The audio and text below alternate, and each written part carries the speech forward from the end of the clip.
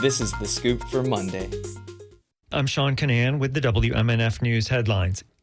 A trophy will be given to the winner of a state high school debate competition. It will be named after Charlie Kirk, the right-wing podcaster who was fatally shot last month during an appearance at a Utah university.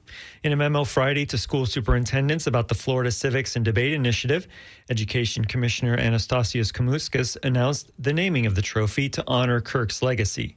Kamouskas wrote, Mr. Kirk's example as a champion of open civic discourse reminds us that disagreement can and must remain peaceful, principled, and constructive. In reality, Kirk was known for denigrating people he disagreed with. For example, The Nation recently pointed out that Charlie Kirk preached hate, bigotry, and division. For example, he created a professor watch list explicitly designed to get academics fired who dared talk about the right's usual assortment of verboten topics, anything to do with race or gender in particular. Attorneys for the book's author and a student quickly appealed a federal judge's ruling that rejected a First Amendment challenge to a 2023 decision by the Escambia County School Board to remove the book And Tango Makes Three from school libraries.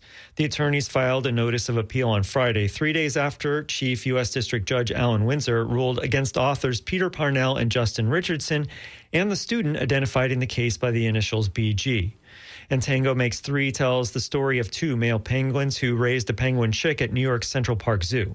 It's become a prominent part of the debate. Plaintiff in the Escambia County case alleges it was a target because of its depictions of same-sex parents raising a child. In a February brief, attorneys for the plaintiffs argued the Escambia Board violated First Amendment rights because it removed the book from school libraries based on unlawful viewpoint discrimination. The brief said the book should be returned to 5 school libraries where it was previously held. Students in Hillsborough County Public Schools will no longer be able to receive a certificate of completion.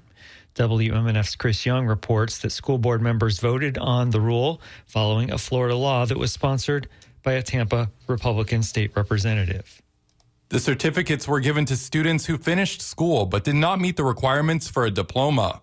School board member Henry Shake Washington spoke against the move during a school board workshop this summer. I know a couple of kids in my area, they were happy to walk across the stage. They just didn't pass the reading and math. I mean, they didn't do it. They didn't make a high enough score. But you got to have something to hold on to.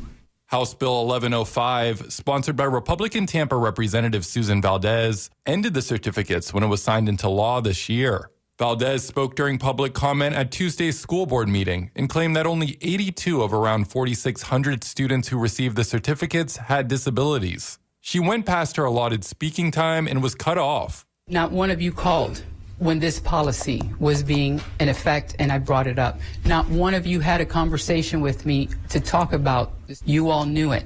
I don't know why. Okay, thank you. Parents of children with disabilities have said that the certificates help their kids gain employment. Chris Young, WMNF News. Activists, residents, and elected leaders in Chicago say increasingly combative tactics used by federal immigration agents are sparking violence and fueling neighborhood tensions in the nation's third largest city. That includes storming an apartment complex by helicopter as families slept and deploying chemical agents near a public school. About 1,000 immigrants have been arrested since a crackdown started last month in the Chicago area, but U.S. citizens, immigrants with legal status, and children have been among those taken into custody in increasingly brazen and aggressive encounters which pop up daily across neighborhoods in this city of almost 3 million and its many suburbs. Humanitarian aid activists detained while trying to reach Gaza by sea have complained of mistreatment by Israeli guards. About 450 activists were arrested as Israeli forces intercepted the fleet of 42 boats seeking to break Israel's naval blockade of Gaza. Many people remain in prison in Israel. Italian journalist Saverio Tomasi said Israeli soldiers withheld medicines and treated prisoners like monkeys. He said, "We also saw Greta Thunberg at the port in that case with her arms tied and an Israeli flag next to her, just a mockery." You can expect periods of showers this afternoon with highs in the high 80s. Tonight, partly cloudy, overnight lows in the mid-70s. Tomorrow, scattered showers and thunderstorms in the afternoon with highs in the high 80s. I'm Sean Canan with the WMNF News headlines. This is The Scoop, recorded at WMNF Tampa.